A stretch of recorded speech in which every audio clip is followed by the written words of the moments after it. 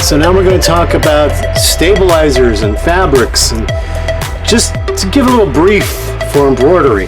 So the machine that we're using, the Brother SE625, is a 4x4 hoop. So that means that the field is actually less than 4x4, and you'll be able to, as you learn more about this stuff, you'll understand. Because you actually, when it goes to embroider, it's only going to be about really that big. It's not really, and this is with all the brands. All the brands will tell you their hoops are this big, but you know, you might as well probably reduce it by 1.5 inches, really, because it doesn't embroider all the way to the ends. So keep that in mind. It's not just this brand, it's all the brands. All right. So today, what I'm going to use is a poly cotton fabric. Now, whenever you do embroidery, no matter what fabrics you're using, you have to have a stabilizer behind it. What is a stabilizer? A stabilizer will support that fabric so it doesn't go like this when it's embroidering. Okay? So like I said, I'm not going to go into a whole lot of detail. There are other classes you can sign up for to learn about this stuff. I'm just going to go over some brief, okay?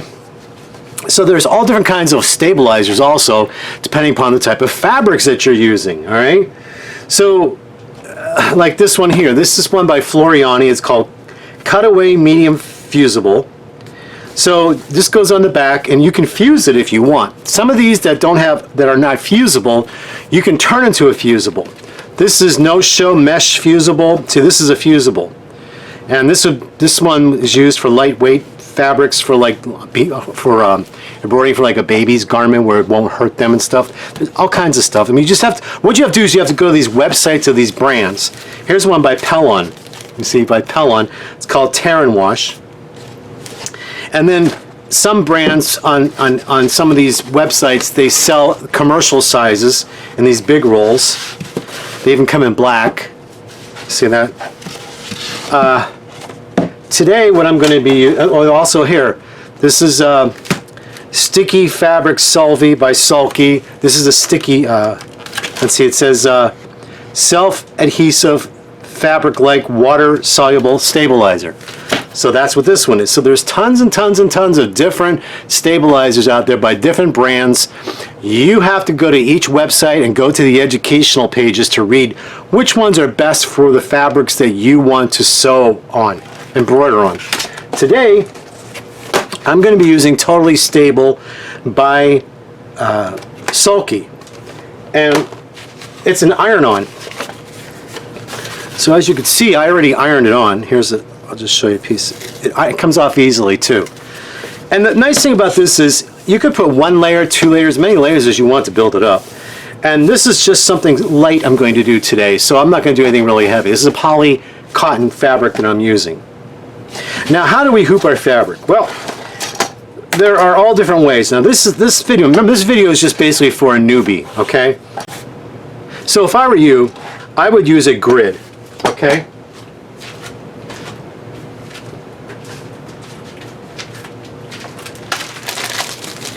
And then your hoop comes with a template.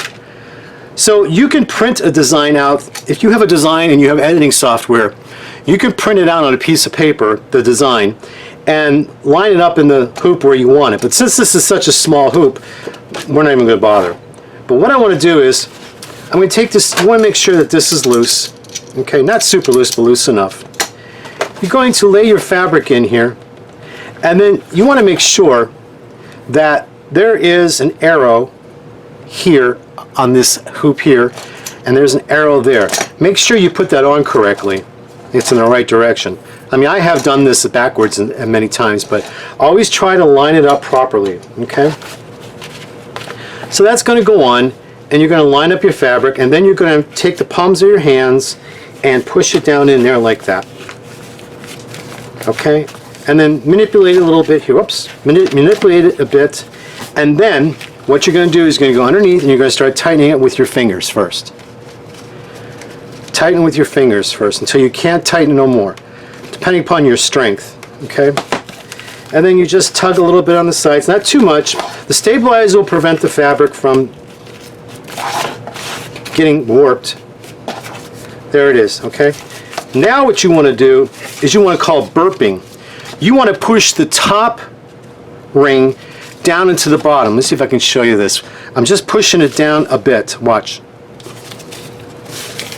Just a bit to make sure it's all the way in. Now on some embroidery hoops, when you burp this, it'll actually come down lower. This one does not. It actually stops right there. But some embroidery hoops, you can burp it so it's a little bit lower. This one does not. So once you know you have it in there tight enough, you get a screwdriver, and then you're going to tighten it a little bit more.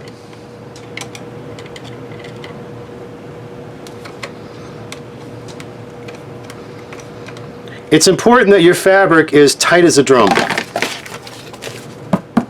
You hear that? It has to be tight as a drum. That's how easy that was. And later on, as you do advanced embroidery, you'll learn more about positioning and crosshair lines and things like that. But this is just to get you started so you can at least have some fun doing it. But like I said, there are advanced. You want to go advanced from here to learn more. But this is just a beginner's crash course to get you started. Let's move on. Now let's talk about thread. I got a little junk box here full of different brands of threads. This is Thread and Fabric Art Supply thread. A lot of this comes from online. I've got Sulky. I have Madeira. There's all different brands you can use. I even love using metallic threads. Look at this. Metallic threads. Sulky, Gunold. I got a Madeira. Sulky and even Coates and Clark thread is readily available to people who don't live near a dealer to buy thread. What I'm going to use today, I'm going to use this Sulky metallic and this Coates and Clark poly embroidery thread, because this is readily available. You can get this like at Joann's, you can get this at Joann's and Walmart, anywhere. It's readily available. If you don't have a sewing machine dealer near you, an independent sewing machine dealer near you, you can always get these threads. You can also buy threads online, but support your local businesses if you can. And online they sell these. These are great. These are everybody's talking about these online. This is you get them in these kits. You see, you get them in these kits, and they come in how many you want? 22, 40, 120. All these different colors, and these kits are nice to have. It's nice to have a kit that you can put all your thread in and move it around with you. Otherwise you just end up it ends up going in a tray like this. Okay, all right, we'll move on to the machine now. All right, so now we're going to talk about getting your machine set up. Always read your instruction manual, everybody. Always go to the instruction manual. I'm going to start with needles. Needles are a very, very hot topic on the sewing machine groups, because the newbies are very, very confused by the needles, and even veterans are confused by them. Veterans will talk about the size needle, but they never tell you the type of needle for the type of sewing that you're using. So when you got these new kids on the groups and they're saying, what needle do I use? And you got a veteran comes on, oh, use a 90-12, use this and that, use that. But they're not asking the newbie, hey, what fabric are you sewing on? Because, you know, you may need a ballpoint needle, you may need a universal needle, you may need this, you may need that. They're not talking about it. And what makes it even worse is when you open up your instruction manual. Let me show you something. So instruction manual shows you that this pack of needles comes with the machine.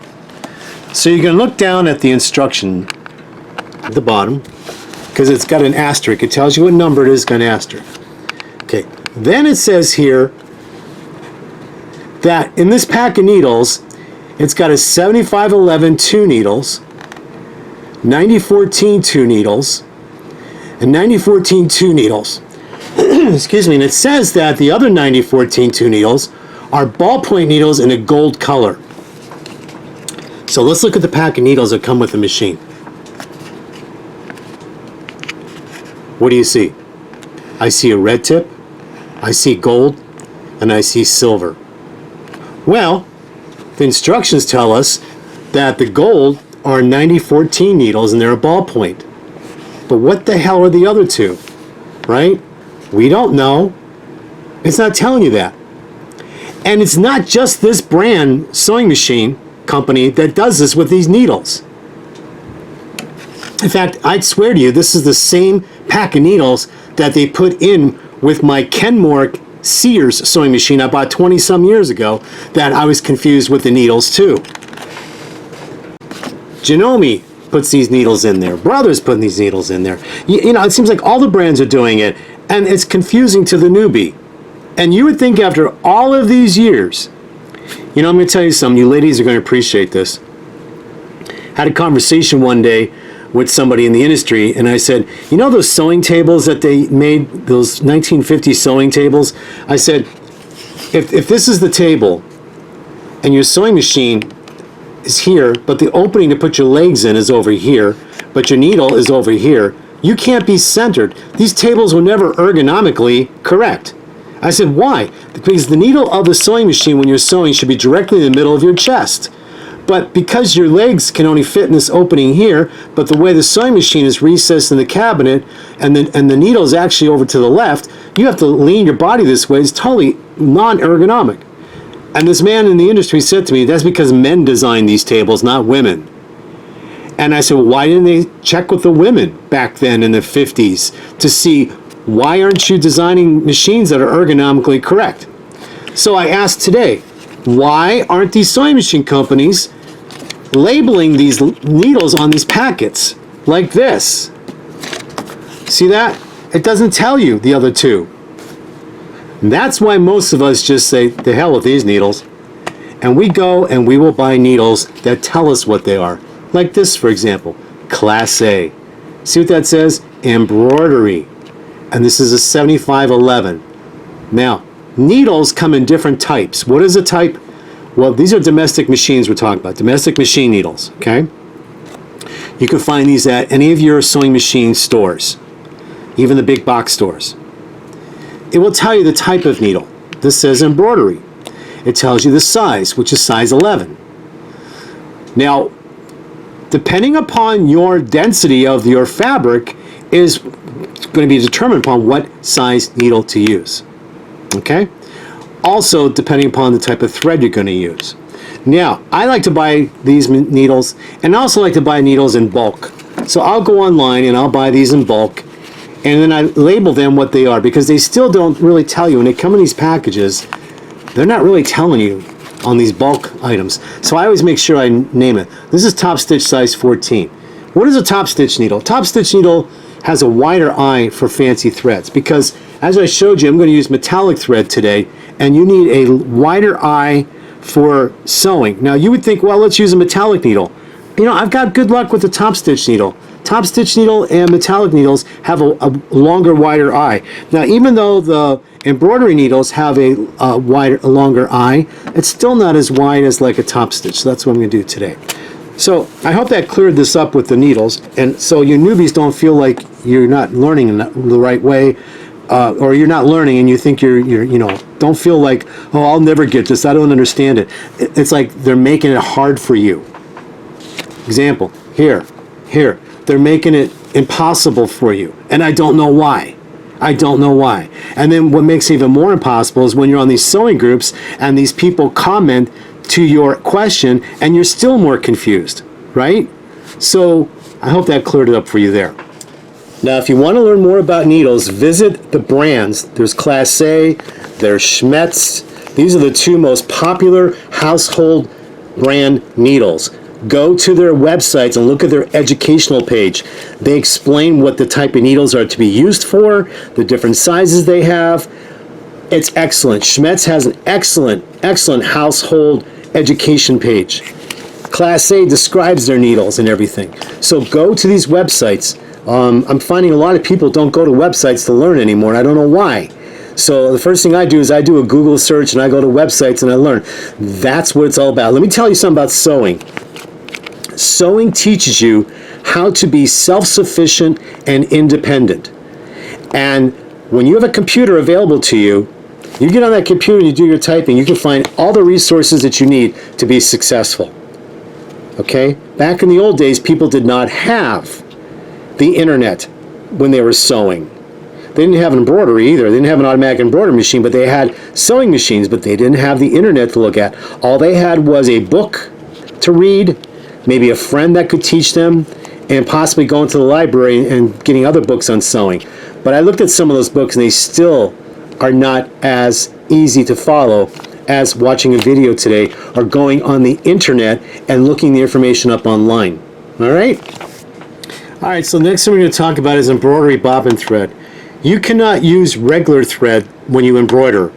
The thread when you embroider for the bobbin has to be very, very fine because you have a lot of heavy buildup of stitches that are being placed on top of that fabric of buildup, and you just can't use thick thread. That's why there's a difference in embroidery thread and regular construction thread. So there are some different types of embroidery thread. For example, now I got this when I bought my Janome, and this is an embroidery thread, and the weight of this is a 90 weight. Now the standard weight for bobbin thread is 60, which you'll see in this brand. I got this brand from my Baby Lock embroidery machine. This is a 60 weight. That's a standard weight bobbin embroidery thread. Okay? Here's Madeira. This is Madeira bobbin fill. Okay? This Madeira bobbin fill here. And looks like I ripped off where it says what weight it was, but I know this is 60 weight because I bought it. Okay? So you want to be sure that you're using bobbin thread. Now you can also buy pre-wound. Instead of buying them like this and winding those bobbins, if you're going to be doing a lot of embroidery, you could buy pre-wound. Now what size bobbin pre-wound do you need for this machine? This is a class 15J. Okay, you want to buy a class 15J for this machine. And these bobbins, they come in all different brands. All different brands make them, but this is a 60 weight I have right here, and it's easier just to buy them pre-wound. And all these machines, they are calibrated to be able to use these. There you go. The other nice thing about the Brother brand is that you don't have to change your plate all the time. You don't have to change your plate, and you don't have to change your bobbin case. Some brands, you have to change the bobbin case, you have to change the plate. You don't have to do that with this one, not at all. All right, now let's talk about threading. So, like I said, I'm going to use this thread here. This is Coates & Clark embroidery thread. And you can see it says machine embroidery. Right there it says machine embroidery. Okay? And then you always want to make sure when you put it in here, you use the appropriate size spool cap. So I'm going to use the large one here. Okay? And then you thread your machine like normal. One thing I want to explain to you, and I'm going to do that, I'm going to explain to you when I get down below and show you. But I'm going to repeat it right now, and then I'll tell you now, and then I'll repeat it later. Always, always thread your machine with your presser foot up, in the up position. So important, because if you don't, the thread will not engage into the tension, and then you'll get a wadded thread buildup, and you'll get all kinds of mess up under your bobbin, by your bobbin area and everything. That is a newbie mistake. Every newbie does that. They forget to lift their presser foot when they're threading, and the thread does not get engaged properly into the tension discs, and then their thread is all messed up. They get what's called bird nesting. All right, now, metallic threads. I love metallic threads. Metallic threads are so much fun to use, but the thing with metallic thread is you cannot feed it this way, and you cannot feed it going up like this, even on a separate thread stand. Metallic thread has to be fed from the side. It has to come off from the side, either whether it's in a horizontal position or vertical position, it has to come off from the side. And if you thread it properly, you can use any brand metallic thread. Now, what I found is, I found this spindle that fits over my bobbin winder. And I found this cup a Janome dealer was selling. I went to a Janome dealer locally, and I bought this cup, and it fits on top like that. Then what I did was, I just used a little bit of felt, I glued felt with a little hole, doesn't have to be perfect, and then I can use my metallic thread now, and this acts like a ball bearing, so it glides. I'm barely pulling this, guys, and it glides off. That's going to give me flawless sewing with metallic thread. All right, so you can get this from visit your local dealers or go online. I don't know, I think this is called a thread dish or a thread seat, I don't know. But I have one from other machine, and I originally got this with a Miracle Stitch foot from years ago from Janome, and then I went and got a couple more of these, and I just love it. So there you go. All right, now let's show you about threading. Okay, I mentioned about tension before. When your brother machine comes in, it's set at 4. That's normal standard sewing. I was glancing through the book, and I didn't see where it had any pictures, diagrams, or anything that pointed to the tension when you're going to embroider. But a rule of thumb is when you're embroidering, knock your tension down to 3. Because you want that top thread to be pulled to the bottom so no white thread comes up to the top. So I found that when I set it to 3, I have really, really good success. So now I'm going to thread the top. Just follow your instructions like you have been for threading, okay? And then you thread normally like this. And see my presser foot, this is your presser foot down here. This thing here has to be in the up position when you thread. Now let me show you something. You see this little thing here when I put this over in here, right here, this is your take-up lever. You also want to make sure that when you thread and you come up, you click your thread into that take-up lever there. Because if you don't click it into the take-up lever, you're going to really mess up big time. So make sure it's clicked in there. You want to look in there to make sure that thread is clicked in there. And make sure your thread, your presser foot's in the up position. A lot of people won't get that clicked in there properly and they have issues. Then when you come down here, and I make this mistake all the time myself, when you come down here, you want to make sure that you get this thread behind the needle bar, or behind that little lip in the needle bar. I got the camera on the way, so let me try to get this here. There's the little needle bar there that you want to make sure that you get. Now if you have to hang on to the thread at the top for tension and pull that so it goes in where that needle bar is, make sure I can get that, you can see that. Right there, you see that? You want to make sure that thread goes behind the needle bar. Then a mistake that a lot of people do is they'll put their thread back here and they'll do this, and that's wrong. You want to make sure this thread goes into this little slit here. You see that? Then you put it through here. And then you go to the side, and on the side is where you take the thread and you go like this.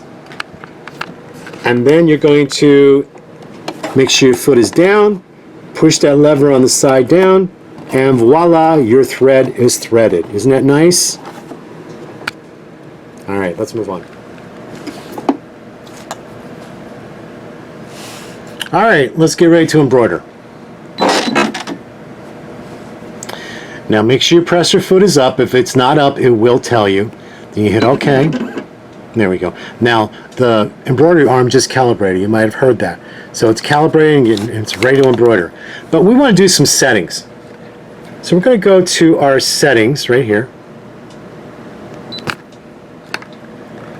And this is where you're going to set for your embroidery.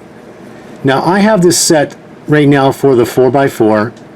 And then right here you can set to show a quadrant of 4. You can do a grid or nothing. But I like the little plus sign. I like the plus sign because it's going to show me where the center is. And we're going to find out this machine if that little plus sign will move where it's embroidering like the upper end brands models do. So now I'm going to forward. And how do you forward? Right here. See? I'm going to forward. Now this is where you can say change the thread. Right now I have it set for name of color. You can also have the number thread or the name of color. Then there's brand threads. You see they got Sulky, they got Robinson Anton, then just basic embroidery. So what do I want? Let's see. Madeira Poly. Let's just set it for embroidery. Okay, let's see what that does. Alright, then we do OK. Now I'm going to select the design. I'm just going to use a simple letter here, fancy simple letter. I'm going to choose C for my name. Then we hit set. And then let's see, I'm going to do size. So click size, and I want to make it as big as I can. There we go. I'm going to hit OK. Now let's go to color. Can I change the color? Right now it says the C is a Prussian blue, but I want to do it in green. Well, how do I get the green? Well, right now I'm going to have to go through and figure out why I can't expand on that color. Maybe it just won't let me. So, and what happened to that blue? So we're going to reset.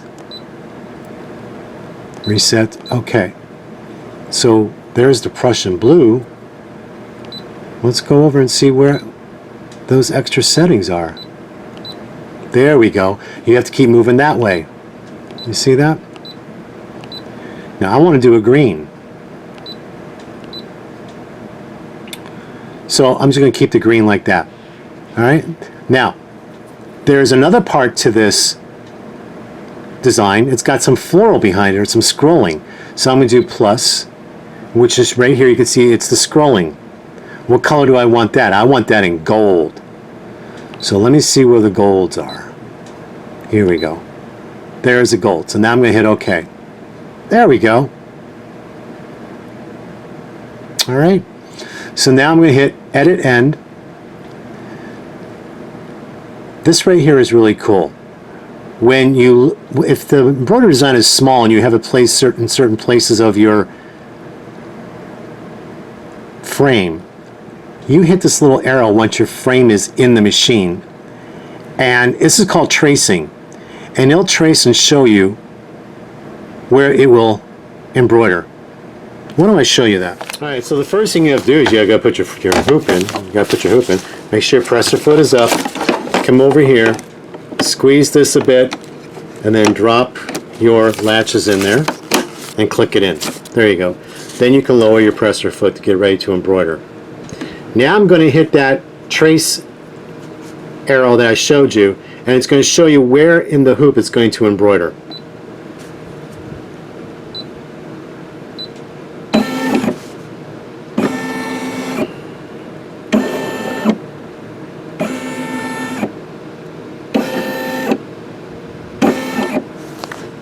So as you saw, it's not going to fill the whole frame. Okay? It will not fill the whole frame. So let me hit that again. First of all,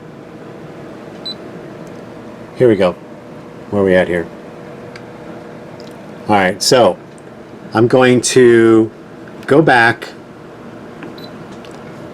I'm going to hit this arrow. That's called the trace button, that is. And then I'm going to hit this trace button here.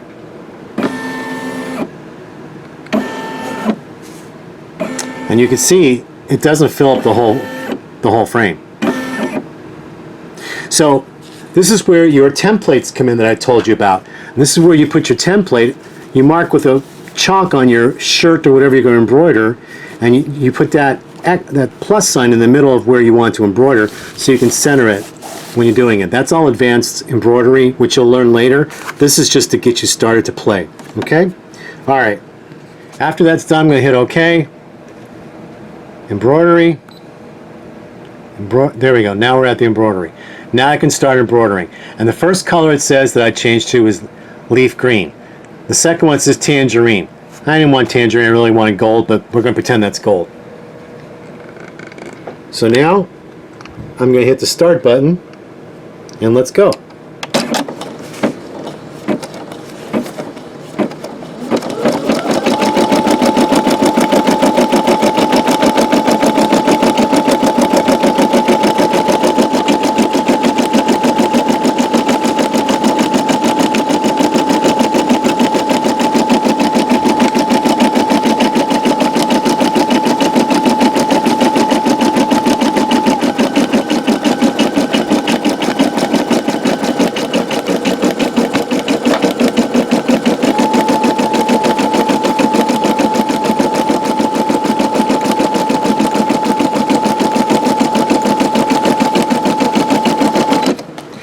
Now I want to mimic a thread break. I'm going to purposely do a thread break. So I'm going to cut my thread at the top, and I'm going to let this thread break.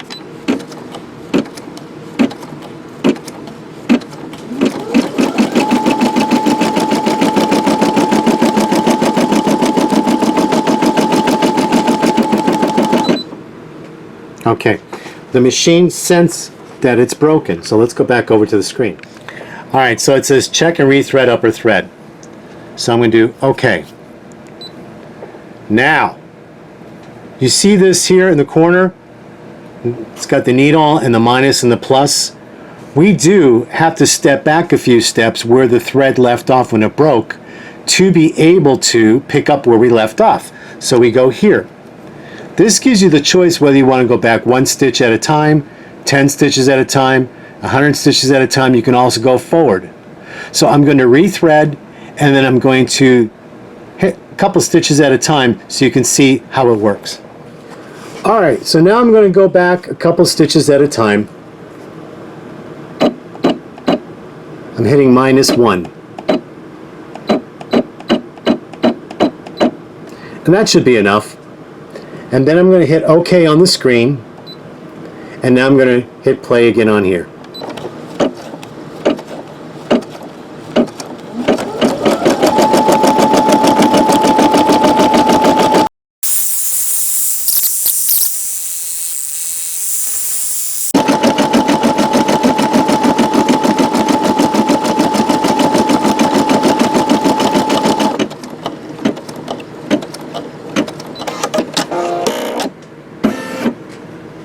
Now you see how nice it is, and one nice feature about this machine is it will cut the thread at the end.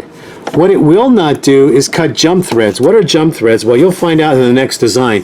It's like when it sews over here and it's all the same color, it sews over here and then it goes over here and it drags the thread like spider webs. That is the only thing that is not on this machine like the very top line machines are, or the midline machines have. It's called jump thread cutting. This does not have jump thread cutting, which is the spider webs, but it does cut the thread at the end of its stitching of one color. Okay? Alright, so now let's put the metallic thread in. Now I'm very excited because this is the first time I'm using metallic thread on this machine.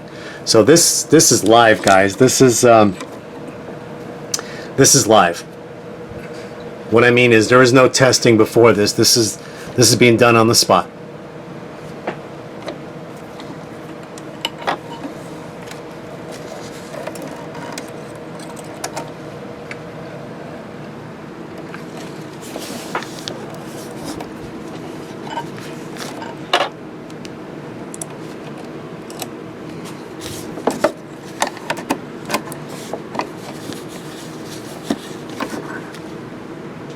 All right, let's do it.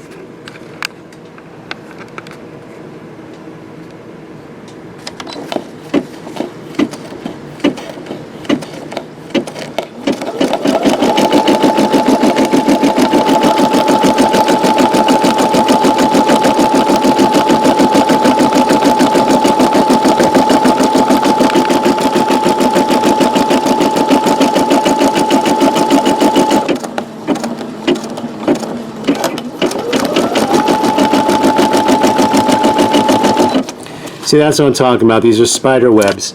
A lot of people like to get in here and cut them as it's embroidering so you don't have a bunch of them when you're done. Now the cut thread of jump thread cutting, that's a setting that is on the higher end machines. So even though this has a lot of high-end features, that's one feature that it does not do.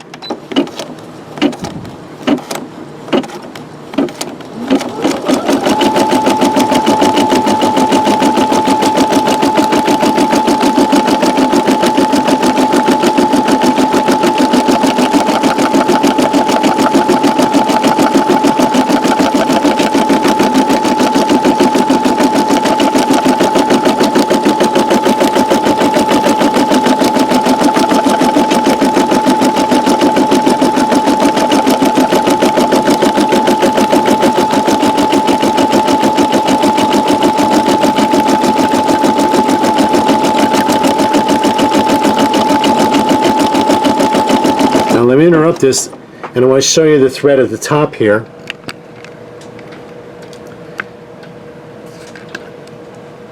And just let me start the camera again, because I really want you to see how well this feeds. It feeds so well. See, this cup is acting like a ball bearing. and there's no resistance. So when there's no resistance, you're going to have flawless sewing. See how nice that turned? Look at that.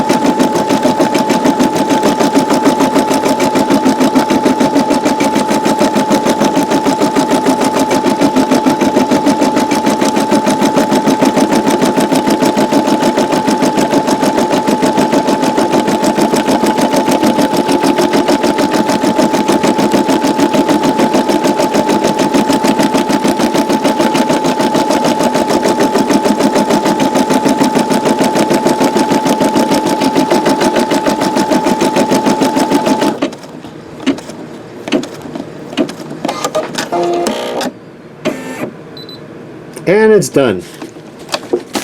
Now, to take it out, you can lift that, squeeze this, and lift it up, and then pull it out. And let's take a look at it. You see the little bit of puckering? That puckering may come out with an iron. That might be the separating of the stabilizer. Now another thing you can do, learning from this, is you may want to iron 2 layers of stabilizer on, or use a heavier weight stabilizer. So that would be dependent. This is where you do your testing first. Now let's take it out of the hoop and see.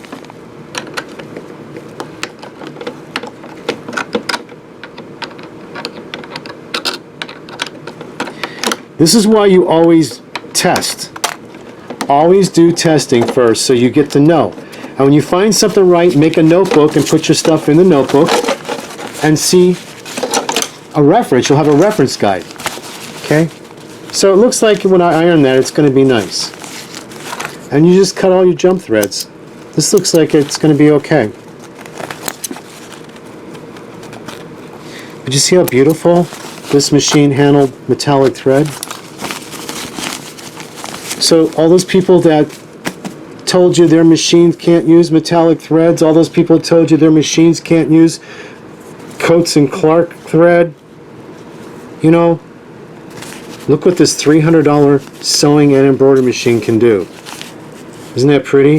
This will make a beautiful napkin, you know, make your napkin, then embroider on it. Beautiful for the edge of a pillowcase, and you can do some decorative stitching along the sides. There's so many things that you can do with this machine. Ideas for Christmas. Just, the possibilities are endless. Creative possibilities are endless. So take this and use it for your education on how to use this machine. There's a lot more to know. You'll get to know a lot more on your own, but I hope what I taught you here will get you started. And don't forget to visit websites of those manufacturers to learn about stabilizers, learn about needles. There's so much to learn. So much to learn. Don't be in a rush. Do testing like this. Go to, like I got this at Walmart, this fabric. This is polycotton fabric.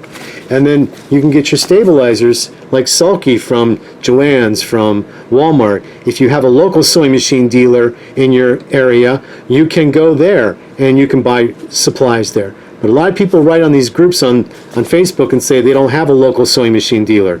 So, but they have like a Walmart and they've got like a Joann's and things like that. So, you know, you've got everything there and you've got the education online. So there's no excuse not to learn. And I hope what I just showed you helped you. Now remember the biggest thing too, always lift this presser foot up when you thread. Because if that thread is not engaged, you're going to get a buildup of thread underneath. And that's the biggest newbie error.